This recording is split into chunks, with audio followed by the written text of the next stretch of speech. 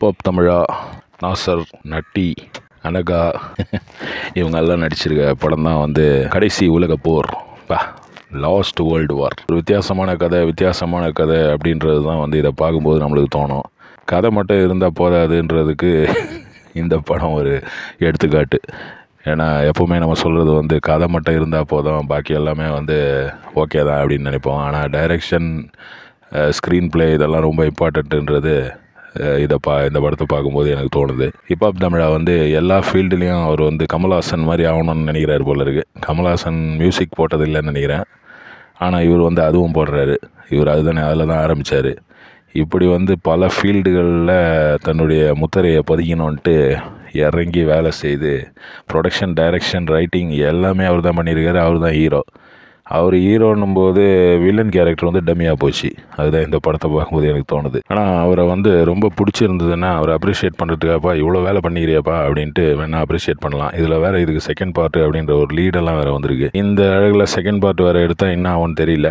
இந்த படத்தில் வந்து அதாவது ஒரு ஆர்மி வந்து இந்தியாவுக்குள்ளே போடுறாங்க, வெளிநாட்டு ஆர்மி. அந்த ஆர்மியை வந்து நம்ம ஆர்மியாலேயே ஒன்றும் பண்ண முடியல. அதுக்கப்புறம் ஒரு குரூப்பு மர்சனரி மாதிரி ஒரு குரூப் வந்து அந்த ஆர்மியை கண்ட்ரோல் பண்ண ட்ரை பண்ணுறாங்க அப்படின்றதெல்லாம் வந்து நம்ம இந்த இங்கிலீஷ் படங்களில் பார்த்துருக்கோம்.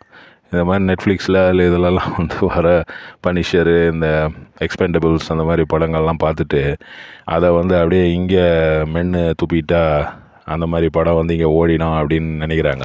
பீஸ்ட்டு, டாக்டரு இந்த மாதிரி படங்கள் எல்லாமே அதனுடைய ஒரு பகர்ப்பு தான் அப்படின்னே சொல்லலாம். அந்த மாதிரி பெரிய டைரக்டருங்க பெரிய ஹீரோ வச்சு பண்ணும்போதே வந்து எப்பா நாடு பிரச்சனைலாம் வேணாப்பா, சும்மா ஒரு சின்ன பிரச்சனை எடுத்து பண்ணலாம் அப்படின்னு பண்ணும்போது இவரே டைரக்ட் பண்ணி இவரே ப்ரொடக்ஷன் பண்ணுற ஒரு படத்தை போய் நாடு பிரச்சனையை வச்சு பண்ணலாம் அப்படின்ட்டு ஐநா சபை, ரிப்பப்ளிக்கு, அது இதுன்ட்டு சைனா வரான், இவன் வரான், இதுக்கு நடுவில் இவர் போய் அப்படியே டக அடிச்சு கீழ்ச்சி என்னென்னமோ பண்ணுறாருன்னு வைங்க படத்தில். இந்த படத்துடைய விஎஃப்எக்ஸ் வந்து கொஞ்சம் நல்லா இருக்குது. அதுதான் வந்து எனக்கு தோணுச்சு படத்தை பார்த்துட்டு. வேறு ஒன்றும் வந்து படத்தில் இருக்க மாதிரி இல்லை. சும்மானா ஒரு இமேஜினேஷன் தான். அது இமேஜினேஷனுக்கு ஒரு அளவே இல்லையாடா, உங்கள் கடமை உணர்ச்சிக்கு ஒரு அளவே இல்லையாடா அப்படின்னு தான் தோணுது படத்தை பார்க்கும்போது. பயங்கரமாக எடுத்து வச்சுக்கிறாங்க. ஆனால் எடுத்து வச்சதை நம்மளால் வந்து ஜீர்ணிக்க முடியல.